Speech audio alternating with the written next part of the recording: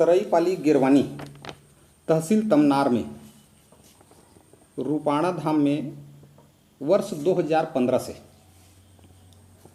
एक स्टील उद्योग संचालित है, जिसका वर्तमान में डायरेक्टर हैं श्री हरबिलास अग्रवाल जी। उनके द्वारा ये उद्योग बिना डाइवर्सन के ये उद्योग संचालित है और ये 5वीं अनुसूची क्षेत्र है। ऐसे क्षेत्रों में उद्योग लगाने के पहले जिला कलेक्टर की अनुमति जरूरी होती है, पर दुर्भाग्य है कि 2015 में उद्योग लग गए, उनके पास अनुमति ही नहीं है। और जो हमारे आरटीआई के जो बड़े सीनियर कार्यकर्ता हैं, उन्होंने साक्ष्य के साथ कहा कि इस विषय में वहाँ के एसडीएम महोदय और उनके द्वारा एसडीएम महोदय के द्वारा इस उद्योग को श्री ए गबेल जी, जो घरघोड़ा के एसडीएम महोदय हैं, उनके द्वारा 45 एकड़ जमीन का, जो बिना डाइवर्सन के संचालित है, मात्र 2000 रुपये जुर्माना। आप सोचिए कि जहाँ पे लगभग 45 एकड़ जमीन की जुर्माना 4 करोड़ के आसपास बनता है, वहाँ 2000 रुपये जुर्माना लेकर के उस उद्योग को परमिशन भी दे दिए उन्होंने।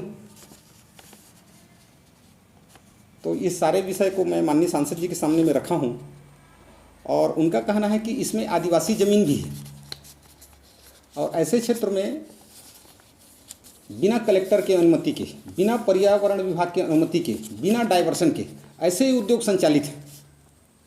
और आज 5 साल से संचालित है। तो ये जब भारतीय जनता पार्टी की सरकार थी, अभी हमारी सरकार बनी है, और जैसे ही ये ध्यान में आया